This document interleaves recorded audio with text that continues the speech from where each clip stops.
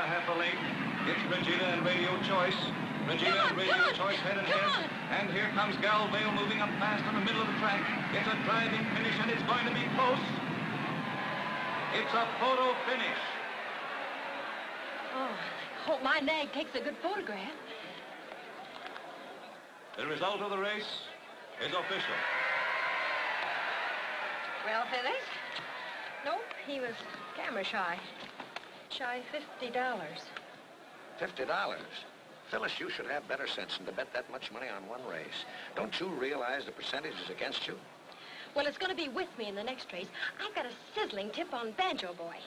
Banjo Boy? Mm-hmm. That's Elliot Thomas's horse. 15 to 1 shot. That's right. He won't come within 2 seconds of the worst horse in the race. You know, Pops, you're my pet handicapper, even if you are on the racing board. But you can't make money on a favorite. And baby needs new shoes. You mean the allowance I gave you yesterday is all gone? You broke? You made a magnificent summary of the whole case. Lady Luck was no lady. Absolutely not. Not another nickel. All right, Pops. Phyllis, where are you going? Places.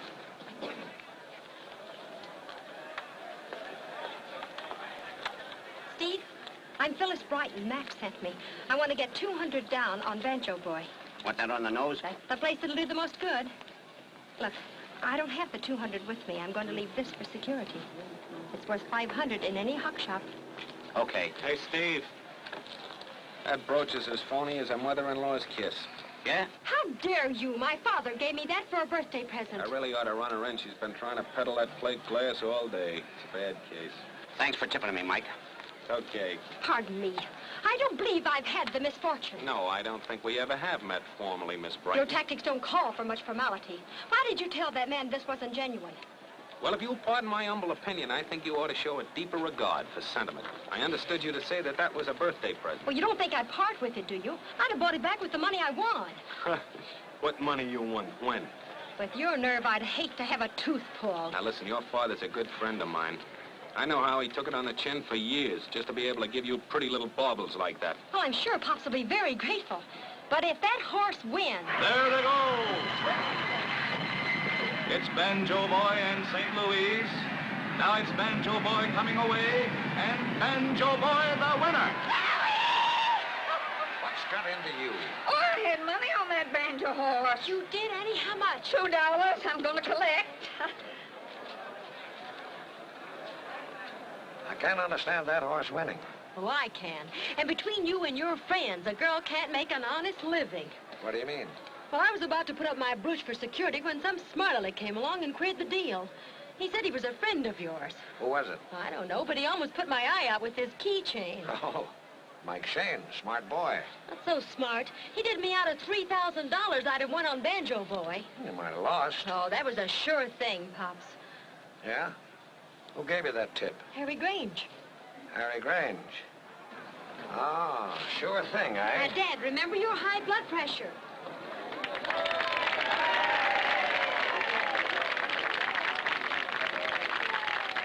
Freddie, Yes, sir.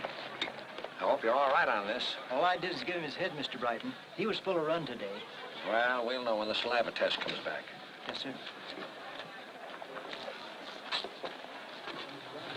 Good work, Freddie. Thanks, Mr. Thomas. Hello, Elliot. Well, hello, Hiram. That horse certainly showed himself. I suppose you made a killing. I sure did. I cleaned up $30. You know, Banjo Boy's been improving steadily in his workout, but it was quite a surprise that he came through today. Yes, it was quite a surprise.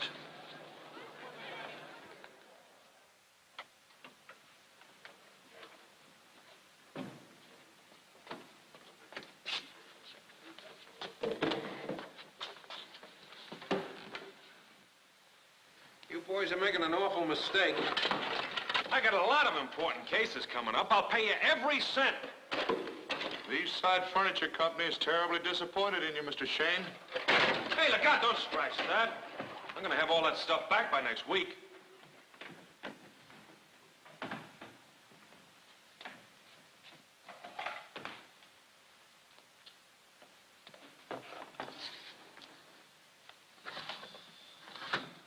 Hey, wait a minute. Can't you just leave the file? All my records are in there. I'm very sorry, sir, but such a request is out of my jurisdiction. It'll have to go through the regular channel. Hey! How do you like that? Hello, Shayne. Hello, Kincaid. Sit down. Make yourself at home. Moving? Yeah, the place was too small. You know how it is. I got a case for you. What kind of a case? Right down your alley. What do I get paid off in? Nice pictures of Washington and Lincoln with numbers on them. Big numbers. Now or when? 1,000 now, and the rest when. Hold it, boys. You heard the man. Now, suppose you just wait outside until we conclude this deal, and then you can bring the stuff back in. Hmm? There are 2 installments due. Yeah, I know. Now, you'll get it. You'll get it. And if you don't mind, close the door. Moving, eh? Lucky I came. Well, never mind about that. What's the angle? Well, a prominent citizen who can't afford to get his name in the papers has just become involved in a little mix-up. Who is he? You can't expect me to divulge the name of my client. But don't worry about the money. He's rolling in it. Go on. In order not to affect the track odds, my client gave a man $10,000 to spread around on a horse. The horse paid off, but the man didn't. Who's the guy? You know him, Harry Grange. Oh, Grange, yeah. Sounds like Grange. Well, what am I supposed to do? Benny Gordon is a friend of yours. Grange is working for him. I want you to talk to Gordon and make him put the pressure on. It's a cinch. Is Gordon mixed up in this? No. Why should I put the pressure on Gordon? Because when you collect, there'll be $5,000 in it for you. While you might think lightly of my profession, it has got its ethics. $5,000 will buy a lot of ethics. Not my kind. You weren't so particular when you handled that Kirby case, and plenty others. There's just a slight difference, Mr. Kincaid. Kirby had nothing to do with the mess he got into. Well, it wouldn't do you any good if I were to do a little talking. That's just a reminder to stay out of my business.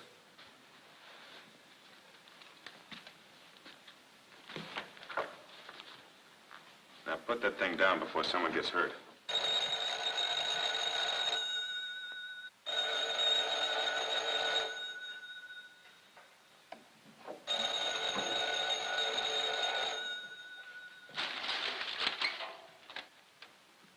Hello? Hey, you!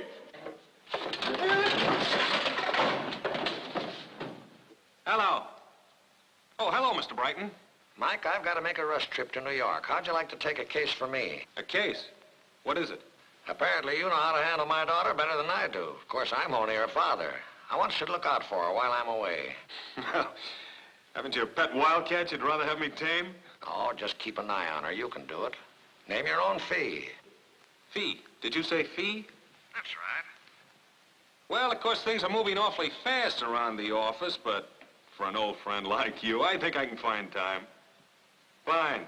Bye-bye.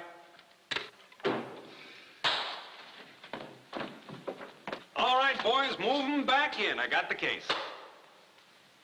You got the money? No, but it's all settled. Come on, come on. No, I'll help. I'll help. Here, let me... Hey, look! Say, can't you take a guy's word for it?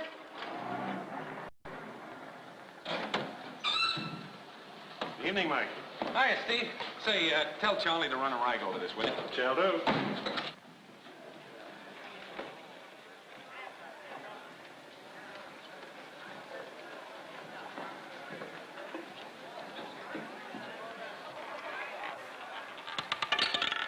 $34, red. Well, there goes little Phyllis. All my rabbits have flat feet. Oh, you can't win all the time. But it's too bad you missed that killing at the track yesterday. Easy, Harry. That's my sore spot. Say, you're doing all right there. You've got a roll large enough to choke a horse, if you wanted to choke a horse. I'll buy you another stack. You have the beautiful face of a child. Maybe I ought to encourage it. Lend me another 500. I wouldn't if I were you, Grange. Good evening, Miss Brighton. Oh, look, it's the red night. And I thought I was having bad luck. Say, that gives me a hunch. I'll go back and play red. Well, maybe it would change our luck if we stayed out a while. I don't believe Mr. Shayne approves of gambling. No, I don't. Stop encouraging him. He'll be forward when he grows up.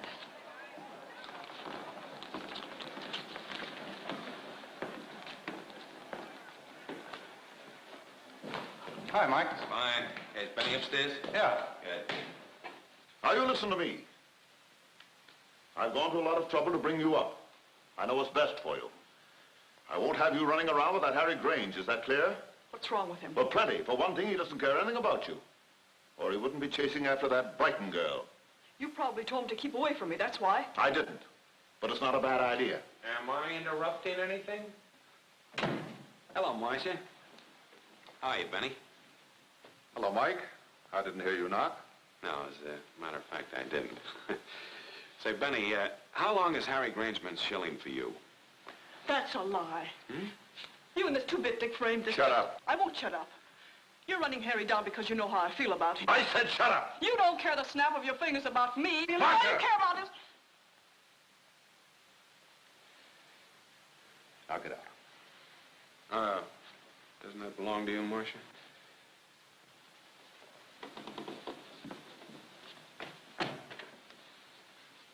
The funny thing about girls, try to help them, that's the thanks you get. Yeah, well, that's the younger generation. Say, Benny, Harry Grange is at the roulette wheel with a friend of mine. He's feeding her C-notes on credit. She's much too young for that diet. So what am I supposed to do about it? Ask all my customers to bring their birth certificates with them? Now, you got plenty of business here without sending talent scouts to the kindergartens. It's when have you turned missionary, Mike? I said she was a friend of mine. And she ought to know the ropes. Now, listen, Benny. I want you to give her back the money she's lost, and I don't want to get it the hard way. This isn't charity day.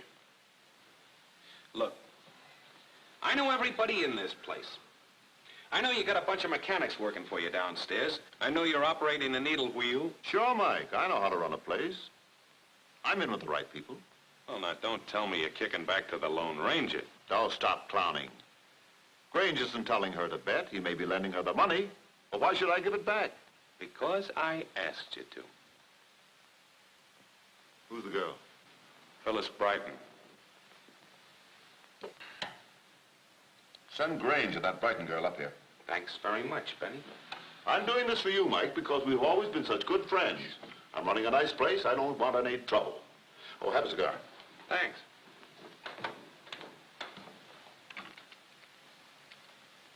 That's a good cigar. Hasn't got that awful smell of tobacco, you know.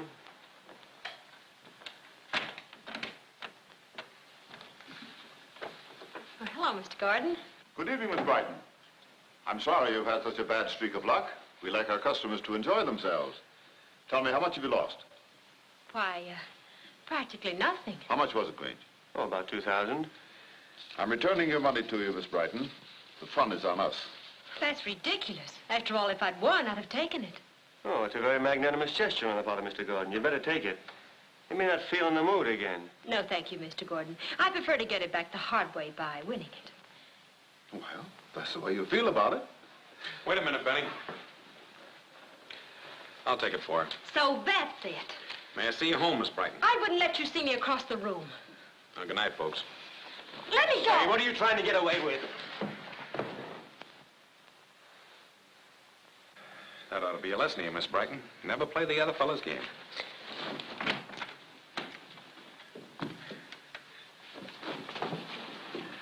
Sorry, Benny. You ought to know better than to mix with Shayne. Oh, he's getting too big for that hat of his, and you're not helping any by giving in to him, Benny. Don't worry about me. Anytime I get pushed to the handing out, I get it back. Double.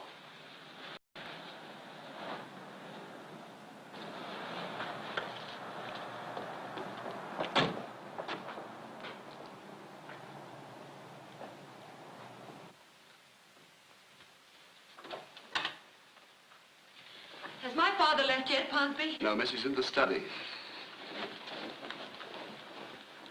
Quite a little nest you have here, Ponsby. Yes, sir, we think it rather cozy. Cozy, yeah? I bet if you walk in your sleep, you need a bicycle. Pops! Is it true you've engaged this Mr. Shayne to haunt me? You mean that he got you to come home at this hour? Don't you think you're carrying this a little too far? After all, I'm of age and no nincompoop. That's a matter of viewpoint. All crazy people think they're sane. Crazy? On one subject, yes. don't be a nincompoop. I won't have it. I won't be followed around by that... Yeah, that nincompoop. So far, he's done very well. That's what you think. Hello, Michael. Hello, Mr. Brighton. Mighty quick work. Don't let her out of your sight. Where do you live? 1472 Mulberry. Why? You're going to move right in here. Ponsby will get your things. Well, you sure you got room? I think so. We'll put you in the West Wing, opposite Phyllis. Well, Hiram, haven't you left yet? Oh, yes, I've left. Olivia, this is Detective Shayne. Hello. Mr. Shayne, this is Aunt Olivia. A detective? Mike, I'll see you when I get back. Yeah.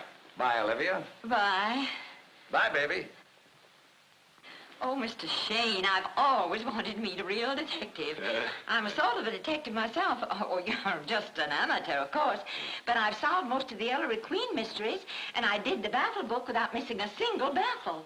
Oh, no, I did miss one. Now, let me see. If you don't mind, I'm going to bed. Not at all. Let's go. Oh, yes. Oh, I remember now. It was the great piano mystery.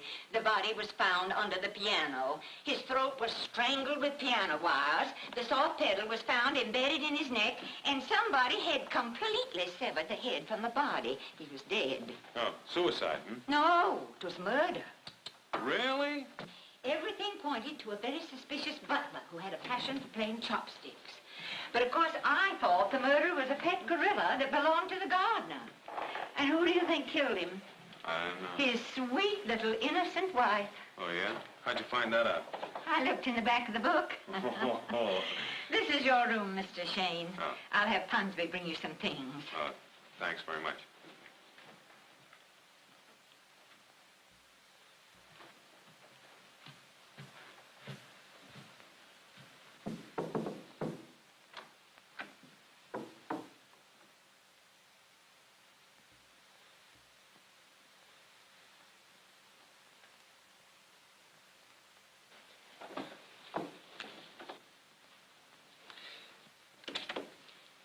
Here's the key if you wish to lock me in. Well, I wasn't going to, but since you insist. Good night. Good night, Warden.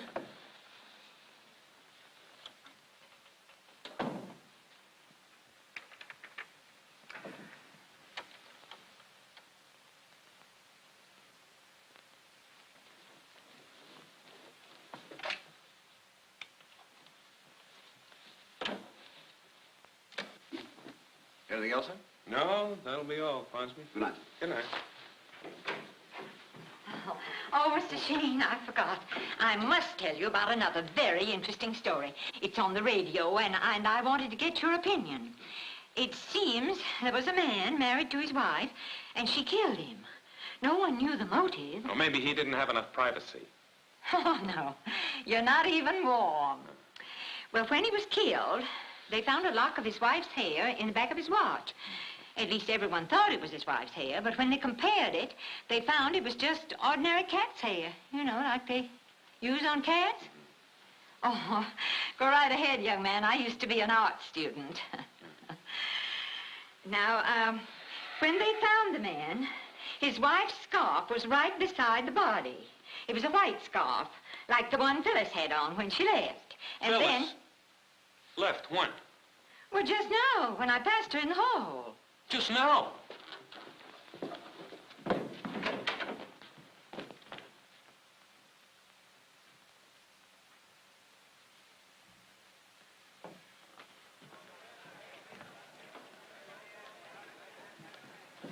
Oh, hello, Harry.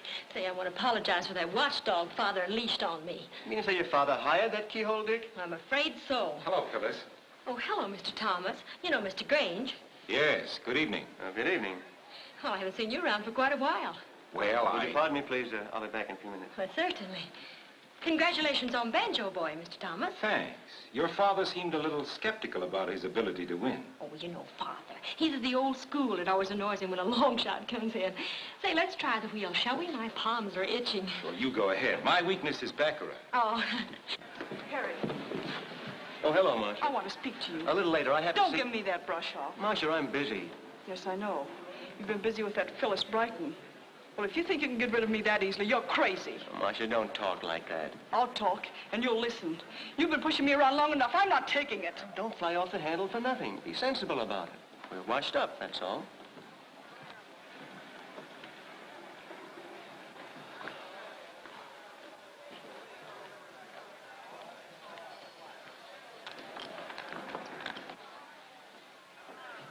What do you have, Mr. Grange? Scotch and soda.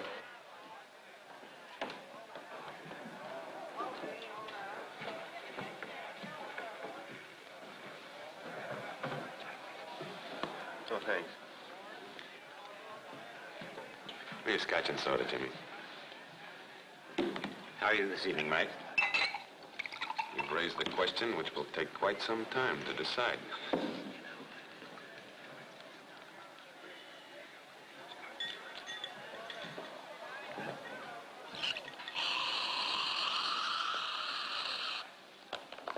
Hey, Grange. Shayne, I've had enough of you for tonight. Oh, I'm not here on business this time. I'm just slumming. You know, I'm really sorry that I had to cut in on you, but it was just part of my job. Yeah, I know. Now you're a nursemaid. No, I was. She framed me. When I took her home, she told her old man some lie about me trying to make a play for her, and he fired me. She's no fool. No, sir. Say, who is that guy at the corner table there? You see? Guy with the blonde? I don't know. I've never seen him before. I've seen his face someplace. You know, I found out one thing when I was on the carpet with old man Brighton. It might interest you. Well, I'll tell you outside.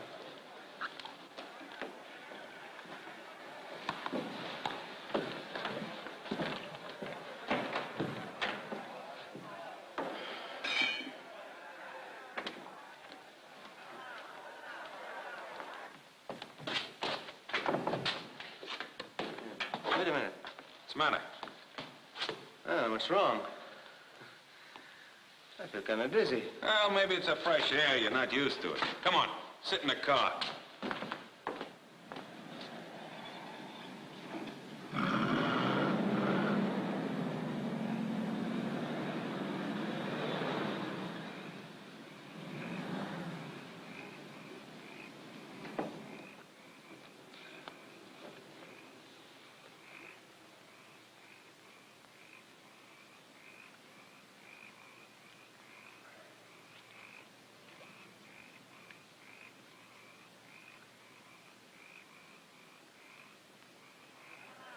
Say, Pete, have my car sent around, will you? I'm going right out. Sure, Mike.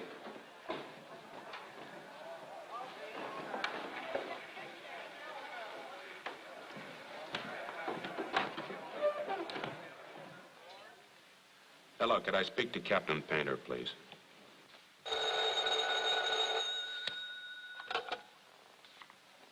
Hello? Hello. Police. Listen. I'm camping on Craggs Road, just half a mile past the West Coast Club. I'm looking for firewood, and I find the body of a dead man in a car. Yeah. Just off the road, yeah. It's maybe murder.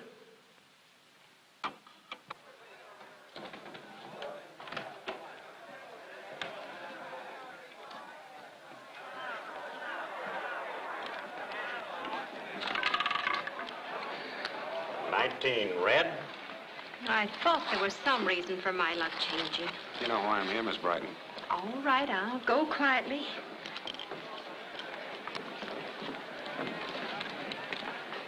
If you don't mind, Warden, I'd like to make a small deposit on my debt to Harry Grange. Grange? He isn't here. I just saw him drive off in your car. In my car? Yeah. I can't understand why Harry took my car.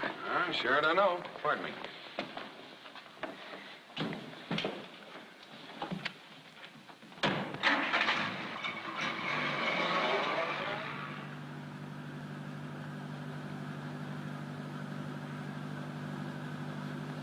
Say, isn't that your car? Well, it certainly is my car.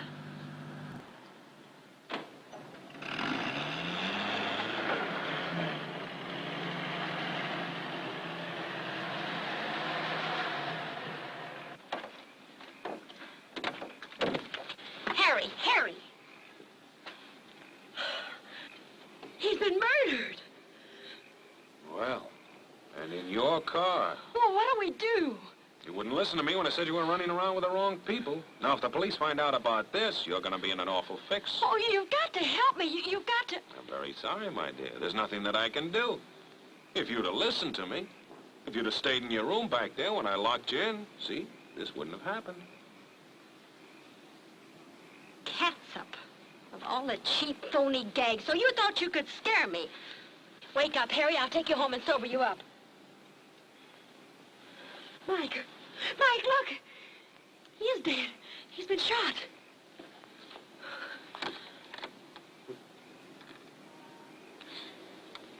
Say, you're right. Well, that gag sure backfired. I only pulled the old catsup routine to scare some sense into you, but while I was gone, somebody put the real trimmings on. Look, there's a gun. Yeah. It's not a gun. It's my gun. Your gun? Come on, let's get out of here before the police come.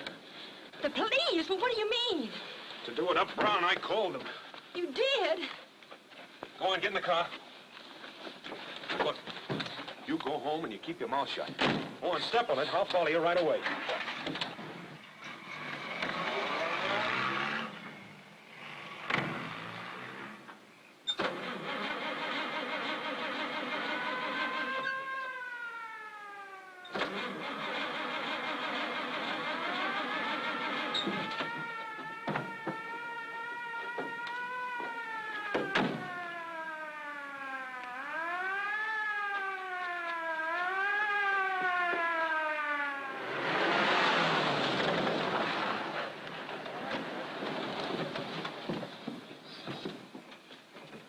Shayne, what are you doing here? Ask me later. I haven't thought of an answer yet. Still cracking wise, huh? Whoever called up was right, Chief. The guy's dead. Been murdered. Who is it? It's Harry Grange. Grange, huh? You know him quite well, didn't you? No better than you did. Shake him down, Al.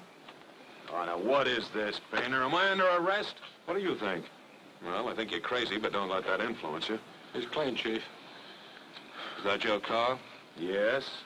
Take it down to headquarters. Oh, now, look, Painter, let's stop kidding ourselves. You know I got nothing to do with this case. Shut up! Keep everything away until the coroner gets here. All right, Shayne.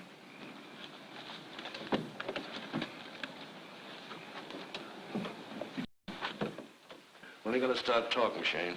Not until my attorney gets out of law school. Now, listen. You might just as well unload, because you're on a spot. I know as much about this case as you do, which is absolutely nothing. Listen. You've dummied up on me before. But this time, I'm going to have you on my hands until you start talking. Then we ought to get to know each other pretty well. Those tactics aren't going to get you anywhere, Shayne.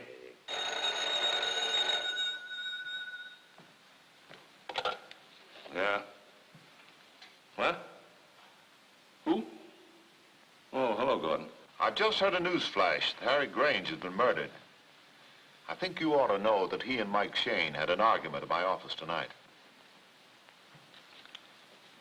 Thanks. Thanks a lot. That's all I wanted to know.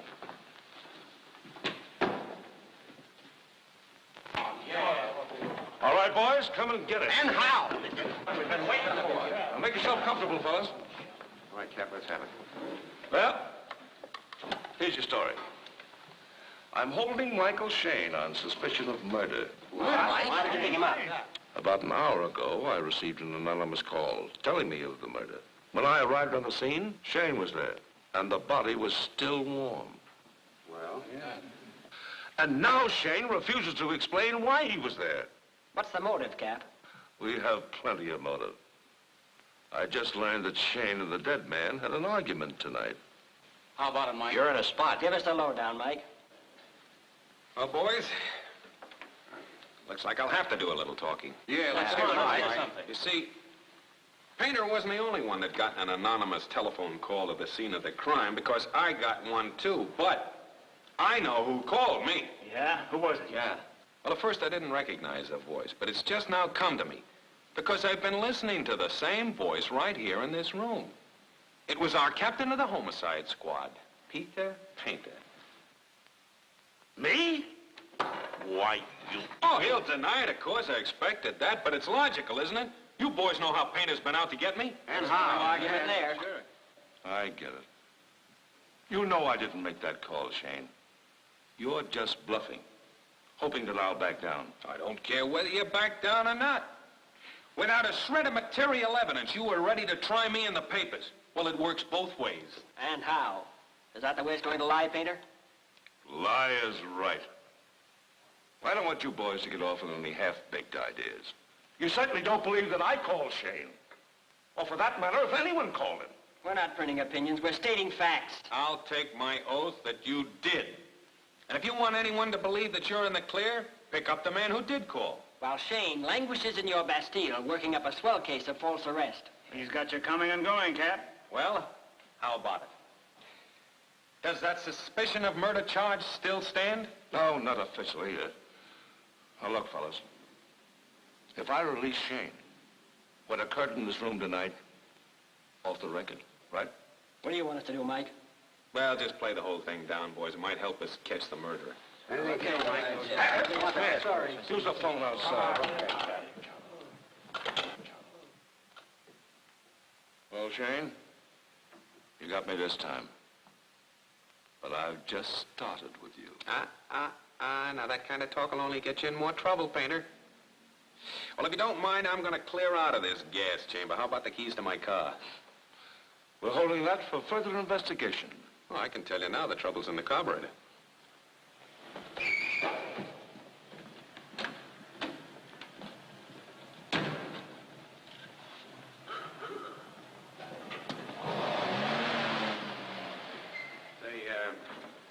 What's the number on Mr. Kincaid's apartment? 205, but he's not in. You got any idea when he'll be back? No, he didn't say. Okay, thanks.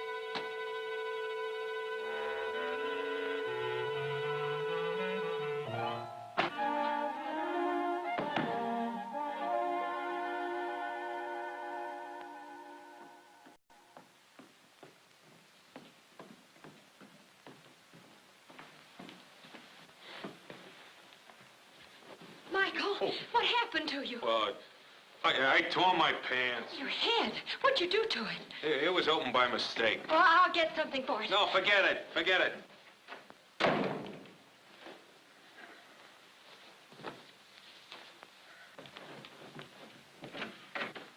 Hey! Doesn't anybody ever knock in this house? Just sit down there and be quiet. I'm going to ask all the questions. Where have you been all night and what happened? No, practically nothing. After you left, my car stalled. The cops picked me up. Well, you didn't kill Harry Grange. Well, you got more sense than the captain. He tried to pin it on me, but the pin wouldn't stick. No. It wasn't sharp enough. That burn? Oh, no, not Well, at then all. hold still. Where'd you get this cut? At some apartment house. They had a sale on them. Michael, for heaven's sake, say something sensible. All right, I will. Will you please get out of here and let me get dressed?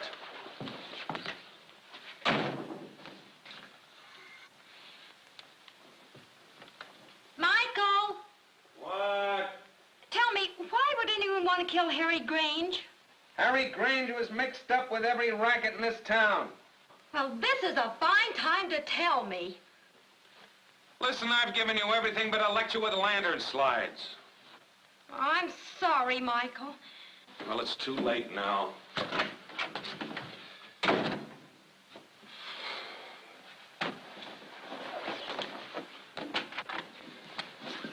Now, listen, will you please leave so I can get dressed? There's work to be done. Well, I'm in this too, you know. Why? Michael, it really is my fault you got into this scrape. What is this? You going soft? Maybe. Yeah. All my life, I never worried about anybody but myself. And last night, I realized what a jam I'd gotten you into, and well, I started worrying about you. Don't you think that sort of thing ought to be encouraged? Yeah. Mm-hmm. All right, you sit right here and keep on worrying. I have to go down and get my gun before one of Painter's bloodhounds picks it up. Well, I'm going with you. Oh, no, you're not. Your dad is paying me plenty to keep you out of trouble. He told you not to let me out of your sight, didn't he? Okay, but I'll bet you'll be an awful nuisance. I'm not taking any more bets. On the level? Okay. Will you get out of here and let me get dressed? And hurry!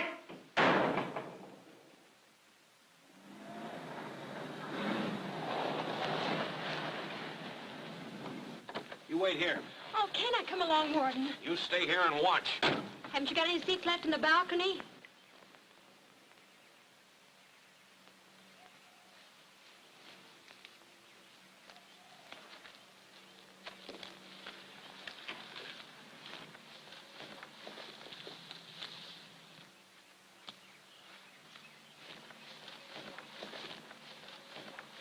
Oh, pardon me, stranger.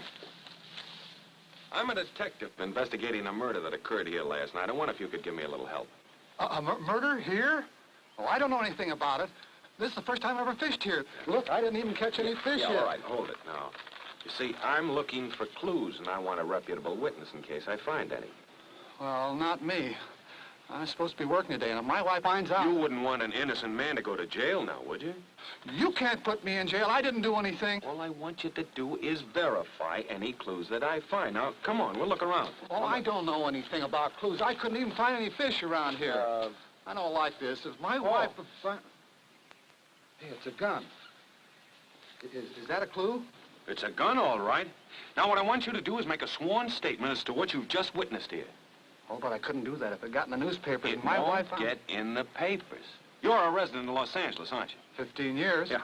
I like that. Am I a resident of Los Angeles? Do you know where Normandy Street is? Mm-hmm. Well, you go down 2 blocks, turn to your left, and... Oh, you got to be awful careful because it's all kind of dug up there and the... Look, this is the address of a lawyer friend of mine. He'll fix up an affidavit for you to sign. Just say where you found the gun and that it was fired.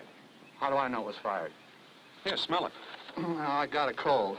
Yeah, my wife finds out about this. Let me assure you, my boy, your wife will not find out. Now, here, tell your wife to buy a new hat, huh? But you get right down to that lawyer's office, will you? All right, I'll go. Fine. But if this gets in the papers, I'll hear from your attorney. Is everything all right? Everything is de-lovely. Ow! What's the matter? Oh.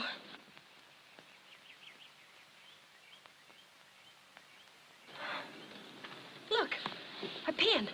Why, it isn't mine. I should say it isn't yours. It belongs to Marcia Gordon. Marcia Gordon? Yeah, I saw this fall off her dress in her dad's office last night. Well, what's it doing in my car?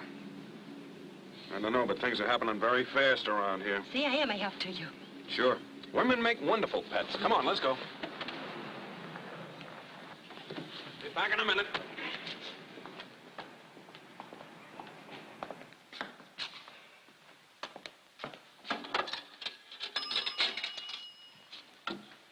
The Gordon residence. I'm sorry, but Miss Gordon is ill. Oh, I'm sorry. Thanks.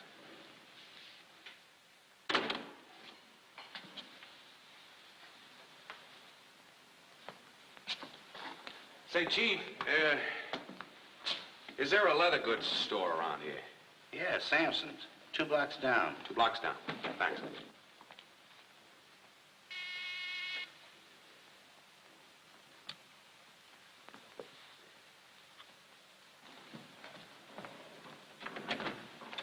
Good morning. I'm Dr. Shayne. I've come to see Miss Gordon. But Dr. Hayes is already... Dr. Hayes. Oh, yes, you see, Dr. Hayes asked me to drop in and see her. He's a little bit anxious about some phases of Miss Gordon's illness. Well, I'll have to call up Mr. Gordon. Oh, pardon me. Does Dr. Hayes treat you, too? Me? Yes, those eyes. What's the matter with him? Well, it's nothing serious, just a little disseminated sclerosis. But tell me, have you been feeling dizzy recently? Dizzy? Me? Uh-huh. Well, never mind. I'll examine you after I've seen Miss Gordon. Where is Miss Gordon's room? Right this way. Thank you. Are you sure it's not serious, Doctor? Oh, no, not very serious. Just keep off your feet and eat plenty of fish. Any particular kind? No, just fresh. Be careful of the bones, of course. Have you plenty of fish in the house? No, sir. Oh, well, you go and order some right away. That's a good girl. Yes, sir.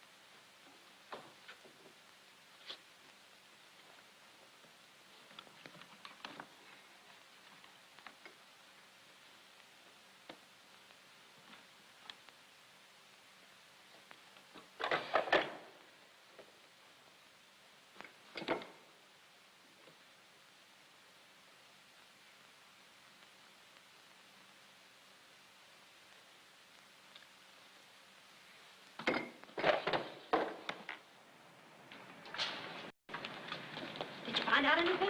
Only that this case gets goofier every minute. You know, while you were inside, I got an idea. I can't use it. I think Harry Granger was murdered for his money.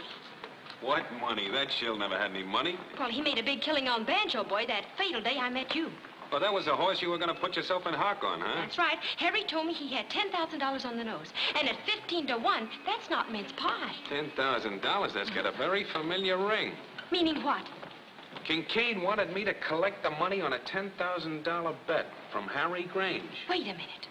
Father was suspicious of that race. He thought the horse was doped. Yeah, but they make a saliva test of every winner, don't they? Yeah? Could you get the chemist's report on Banjo Boy? I don't know. I could try. Why? Because if Banjo Boy was doped, I think I've got the answer. What? Do you know who owns Banjo Boy? Elliot Thomas. That's right. Hey, taxi!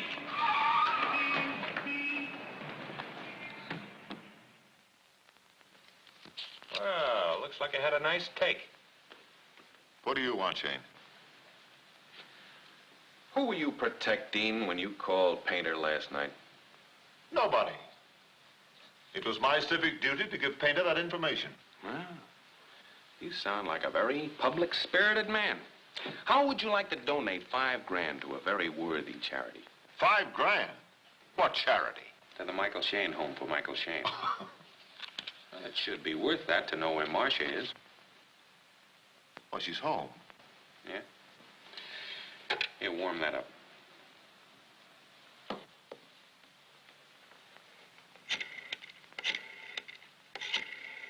Oh, you're gonna love this. Hello, Jenny. Is Marcia in her room? Hello. What? She isn't?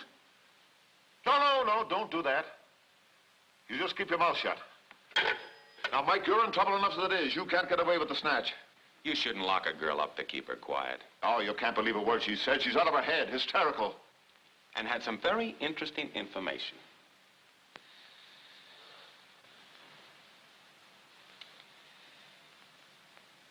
Am I to understand that you want $5 grand to return Marcia? Mm-mm. For $5 grand, you retain me to find her and return her. I'm not interested. You're not? Hello?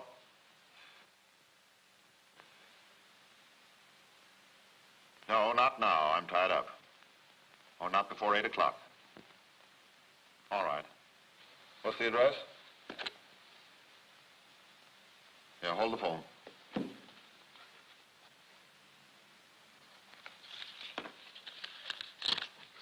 Hello. I'll be there. All right. Well, I'm sorry we couldn't make a deal. Wait, Shayne. I'll tell you what I'll do with you. I'll split 50-50, 2,500 COD. Mm-mm. $5 grand not COD. In escrow in my bank before it closes today. Here, I'll write it out just the way I want it. Oh, never mind. I know how you want it. Okay. Wait a minute. How do I know that you know anything about her? That you're not trying to bluff me? Oh, I thought you were going to ask me something like that. Do you recall the tan and brown striped coat and the little tan turban that Marcia owned? Yes, I think I do. Call up Mother Hubbard. See if it's still in the cupboard.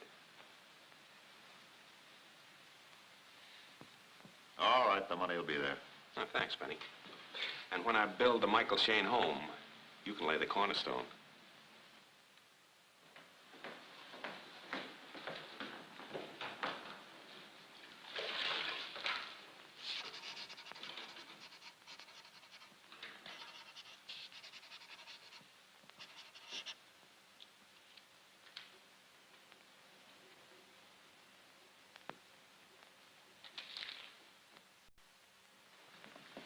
Hello, Auntie. Oh, Mr. Shayne, I'm so glad you've come. Did you know that a friend of Phyllis's had been murdered? No, you're kidding. No, really. Here it is in the paper. I'm making a file on it. Here I've been solving other people's murders all my life. And now to have one so close to home, why, it's just wonderful. Ponsonby and I've started working on the case, but we haven't any decent clues, have we, Ponsonby? Only the fact that Mr. Grange died in a sea of tomato catsup. Yes, and that doesn't make sense. The Baffle book always gives you one or two things you can get your teeth into. Well, Auntie, here's one that'll give you lockjaw. The tax collector just told me that Elliot Thomas has a beach house on Beach Street at Balboa Beach. That's wonderful. I'll look in my files. And... If I may suggest, madam, we might find something under the heading of Sea Breeze. Elliot Thomas? What's he got to do with it? Oh, I don't know. But it seems funny, doesn't it? A man who owns a beach house on Beach Street at Balboa Beach. Yes, that is peculiar. But Mr. Grange wasn't drowned. He was shot. And in that case, there should be a murder weapon. Yes. Yes, you're quite right, Auntie. Now, just speaking theoretically, if it was a choice between these two guns, which one would you pick? This one. Because it's been fired and it's jammed. That's very good, Auntie. Because that is the gun that killed Harry Grange. Oh. And it also belongs to me. You? Mm-hmm.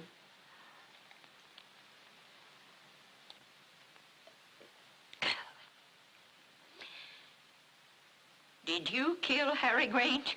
No. No, I found my gun lying beside the body. A shyster lawyer took it from my office. Oh, that's too bad. Then the case is solved. Oh, no, not exactly. I can't find the lawyer. Well, that's wonderful. Then maybe we can pin it onto somebody else. Hmm? Whose gun is this? No, I found that in Marcia Gordon's room. She was in love with Grange. Here's some interesting data on the formation of spray and spume. Look, they're identical. Both 38s and the same make. Yeah. Ponsby, what was the name of that case with the two identical guns? The case of the broken bed spring, madam. Yes. Don't you remember? The criminal switched the barrel of his gun to the police commissioner's gun. Well, why don't you go out and steal the commissioner's gun? You think I could? Say, Addie. Say, wait a minute. You know, Andy, I think you've got something there. See, Painter thinks that I did this. Now, if he starts nosing around the casino long enough, he's going to pick up some information that won't do me any good. I'm going to switch the barrel of my gun with Marcia Gordon's. Why? Here, give me it. That's it. Because I've got a hunch that Gordon knows plenty. This will put Painter on his trail. Yeah. So that's the way they do it. I couldn't make any sense out of what it said in the book. Watch this carefully, Ponsby. We might want to use it sometime. I will, madam. The time the inspector gets all this unraveled, he'll be so mixed up. They can use him for a recipe for upside-down cake. Hey, see, Andy?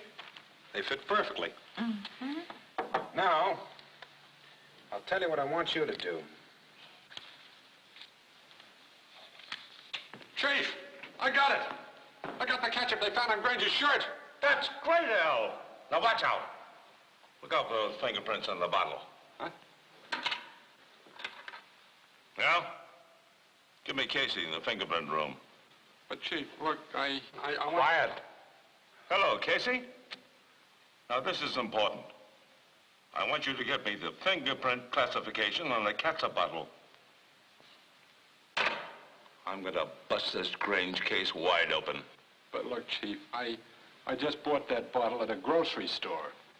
It's the same kind of catsup, but not the same bottle. I tried...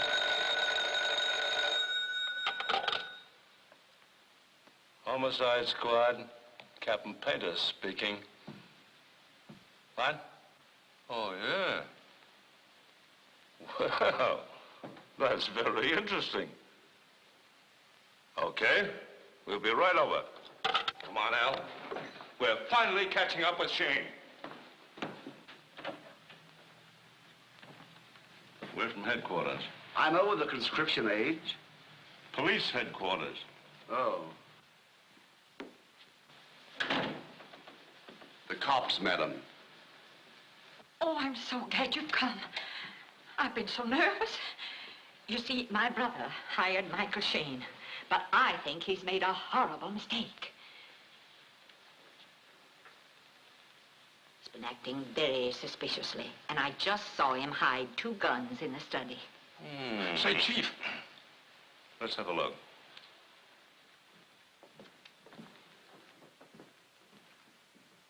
Right in that drawer.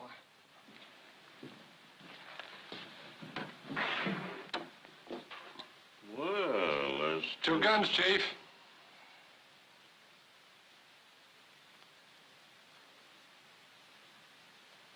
This one's been fired. Copy those serial numbers. Now, do you happen to remember... Well, hello, Captain. What's given out? Oh, nothing. Nothing much. No, don't tell me the arm of the law is paralyzed. Since when have you been carrying 2 guns, Shayne? Oh, so that's it. You've got an accomplice now, huh? Don't you think you're getting a little over your head in this social swim? What about these guns? The one with the chip on the handle is mine, and the other is a little trophy I picked up on the hunt today. Call Joe and check on those numbers. Very careless of you, Shayne, not to have cleaned and reloaded this gun. It's been fired recently. Yes, I know. I noticed that. Al calling. I want you to check a couple of gun numbers for me. I picked that gun up this morning about 100 feet from where they found Granger's body. The murderer must have thrown it there.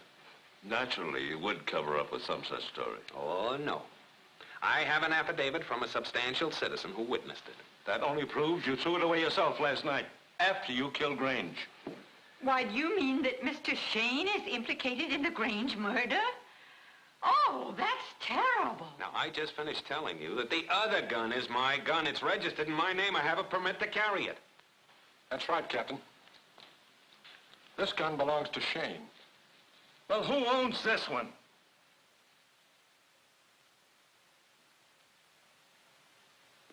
Oh. Captain, is that the gun that killed Harry Grange? I'll know more about that after we make the ballistic test. I'll be very anxious to hear. Here's your gun, Shayne. Aye, thank you. Come on now. Just keep dropping in, Captain. We may be able to place you. And if anything turns up, we'll be very happy to notify you. You've been a big help, lady. Aren't you going to take him along? If anything happens, just phone me.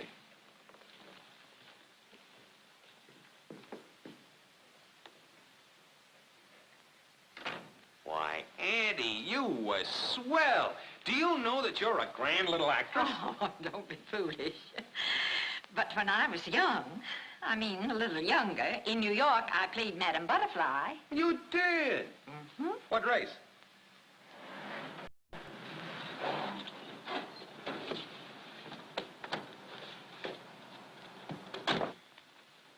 You know, I'd feel much better if Pater'd let us in on what's going on. Hello, everybody. Hey, where have you been all afternoon? Well, they wouldn't give me a chemist report on Banjo Boy, so I hid in the washroom and stole it after everybody was gone. Good girl. You're going to be terribly disappointed. Banjo Boy wasn't doped. What? Well, that gums up that lead very nicely. Sounds like Pater's ring. Oh, maybe they found out I took the report. Is Michael Shayne still here? Yes, he's in the study. Shall I tell him that you... Well, well, well. Good evening, Mr. Shayne. What's the matter? Did you forget something? Yeah. Where's your gun? Why? Never mind why. Where's your gun? Did you make the ballistic test, Inspector? Yes, we made it. So you think you're clever? I found out how you prowled Gordon's house. And it's not hard to guess how you got hold of his gun. Hey, wait a minute. You mean to say that the gun you tested didn't kill Grange? Absolutely not. Looks like our trick didn't work. Trick? What trick? Oh, it's a trick. I was just teaching her some card tricks. Yeah? Well, this time I'm taking your nice, clean pistol to headquarters. And you with it. All right, I'll go. Still think you're making a mistake, both of you. We've been all over this before. Oh! Ow! Ow! Get him! What'd you say, Chief? I said get him! Oh! Ow! Here!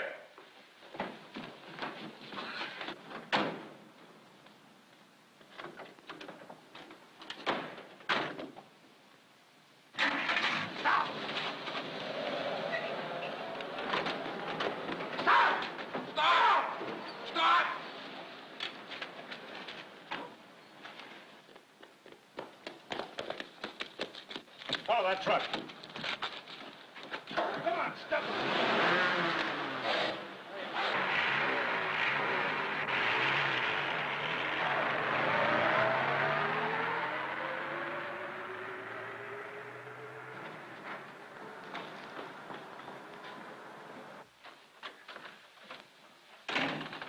Oh, I hope he got away. What's it all about? Oh, Mr. Shayne, there's been more excitement.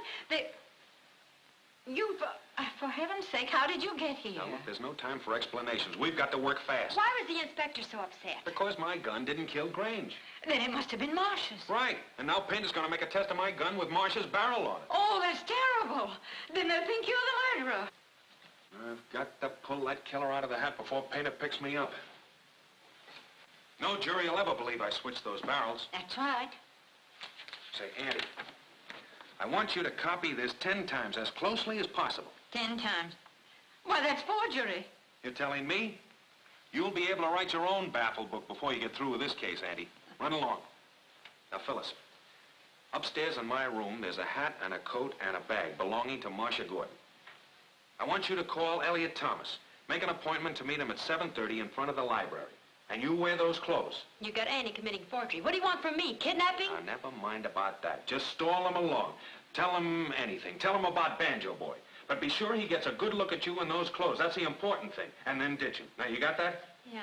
All right. I'll borrow your car and I'll pick you up as soon as he drives away. It's clear as a mud pack to me.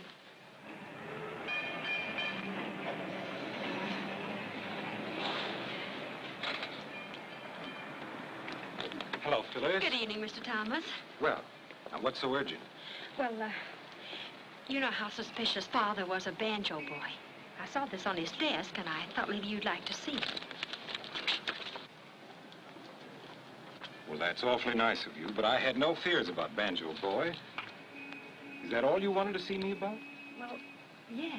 Oh, well, thanks for your interest. Can I drop you somewhere? Well, no, thanks. I'm waiting for Aunt Olivia. Oh, well, maybe I'll see you at the track tomorrow. Yes. Good night. Good night.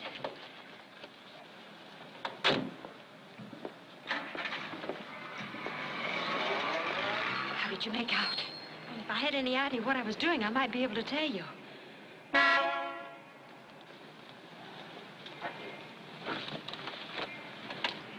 Nice work, fellas. Give me those clothes. You got the notes, Annie? Yeah, here they are. Did the best I could. Oh, that's fun. Say, these have a professional touch. You haven't been working with a paper hanging outfit, have you? No, Ponsby taught me the science of forgery. He's very clever at it. He is. Where are you going now? Down to Elliot Thomas's house at Balboa Beach. There's going to be a meeting of the Little Mothers Club. We'll drive you down. Oh, no. This is going to be a stag party. Wait a minute. Aren't we in on this, too? I'll call you in the morning and let you know what happens. And if you don't hear from me, I'll be in the county jail. How do you like that? Gives us a build-up for a Rolls Royce and then hands us a kiddie car. Well, nobody's going to hand me a kiddie car. It's the first case I've ever had where I couldn't look in the back of the book. We are going to Balboa.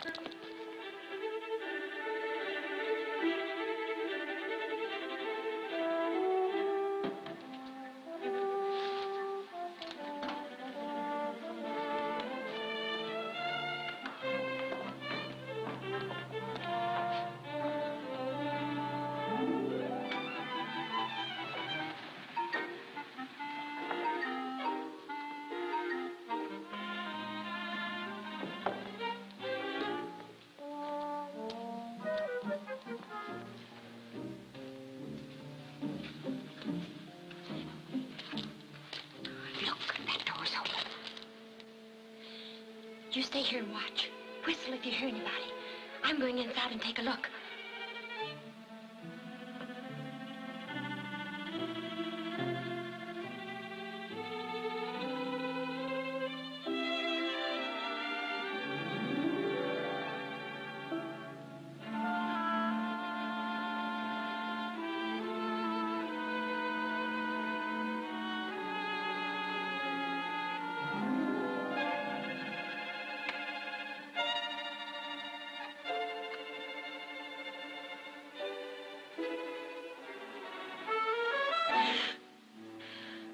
Hello, Miss Brighton. I'm glad you've come. I thought it was pretty easy for you with all your money to take Harry Grange away from me. Set up for you. You're crazy. Put that gun down. Well, one more murder won't make any difference. Can't do any more than hang you. Did you kill Harry Grange? It wouldn't be. Gosh, Annie, that was close. How'd you ever do it? Oh, I've seen him do it so often, murder mistress, that was easy. We better lock her in the closet.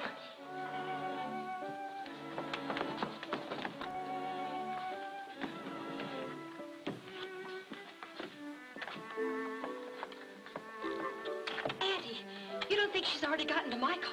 That girl's a maniac. Let's look upstairs.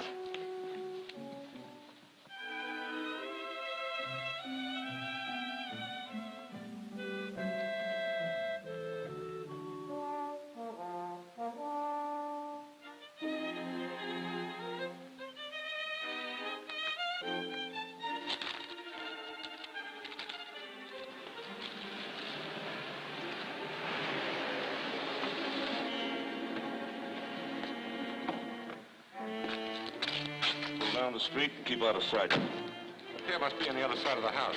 That's where the bay is. Yes, it looks better out there.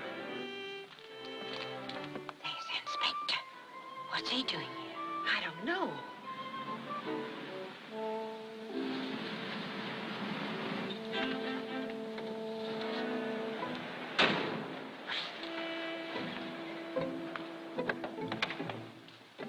Well, go Gordon, did you have any trouble finding the place? Not at all. Let's go inside. Hey, there are some clothes. And the coat. Yeah, and here's a note. Looks like a suicide note. Yeah, but the guy who telephoned me said she was thrown off the pier. And this note is signed Marcia. Who's Marcia? Gee, I used to know a dame called Marcia once. Yeah? But when she sued me, I found out her real name was Mabel. Look, the lights just went on. There's somebody in the house. Come on. Lovely place you have here. I'm glad you like it. Smoke? Thank you. How did you make out at the casino last night? I broke a little better than even.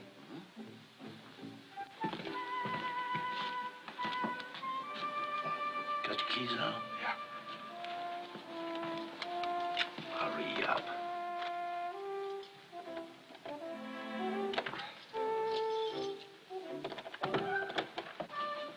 Never mind the formalities, boys. Come on in. What are you doing down here? Shh. I got an anonymous telephone call. I got one, too. Say, what are you trying to do? Take me for a sleigh ride? Shh, please. We're right back where we... What do you know about these? Follow me. Hey, Chief, look out for the pan!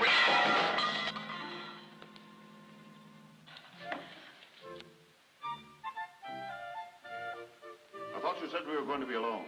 What are you trying to pull?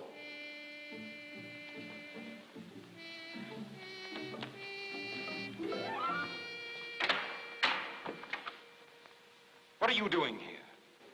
Well, I was just... Never mind that. What do you know about these clothes? Will you please explain what this is all about? The captain's a little gruff, but he's really got a heart of gold. He merely wants you to help him identify these clothes. What's that got to... Why, those are Phyllis Brighton's. What's happened to her? Phyllis Brighton's? Would somebody please tell me what this is all about? At 7:30, I was informed that someone carried a body out of this house and threw it in the bay. Are you insinuating that I had anything to do with it? I'm not insinuating. I'm telling you. And the whole thing's ridiculous. Gordon was here when I drove up 5 minutes ago. What are you trying to do? Put me in the spot? Well, Thomas could have been here earlier. Maybe he just took a drive around the block. I understand what Mr. Shayne is driving at, but I'm sorry to disappoint him. I don't know how these clothes got out here, but I do know that Phyllis Brighton was wearing them when I was with her at 7:30 tonight. That's the time you received your information, wasn't it? Well, yeah. Can you prove that? Certainly. If you call Miss Brighton, I'm sure she'll verify it. There's a phone right over there.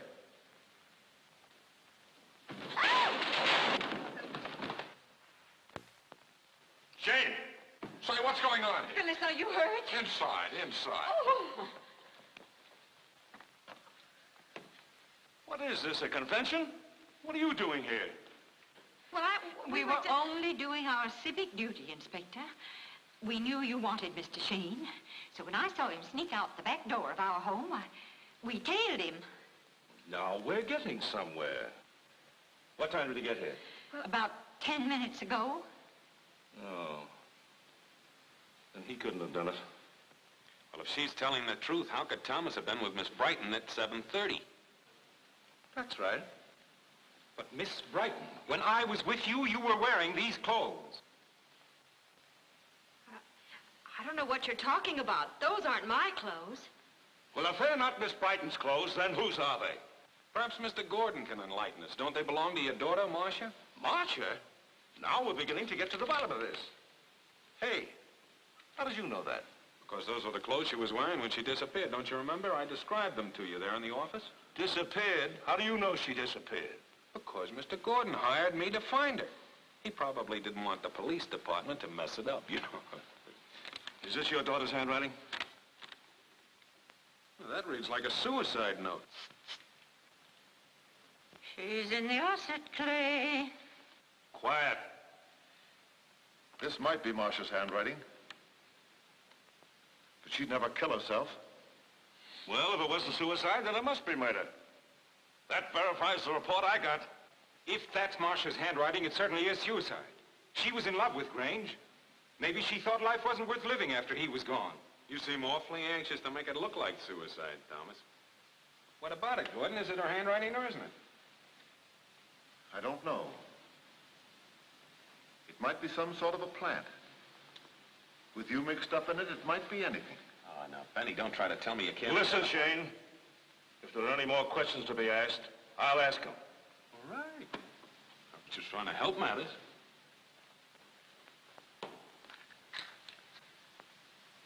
Oh. What was that? Oh.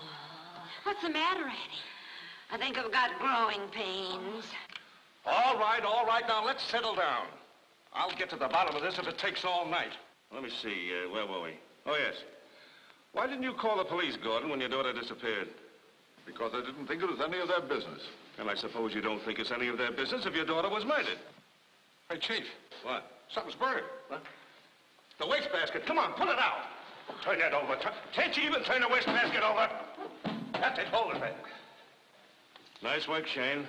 First suicide, then murder, now arson. Well, I'm sorry, Chief. I didn't know all those papers were in there. You're sorry. Well, it could happen to anybody. Didn't you ever set anything on fire? Nothing like that ever happened to me. Hey, Chief. No. Here's a suicide note. Well, how did that get in there? I don't know. Well, I thought I put that in my pocket. Say, here's 2 of them. Yeah, that's right. Yeah, and here's 8 more. What? Let me see those.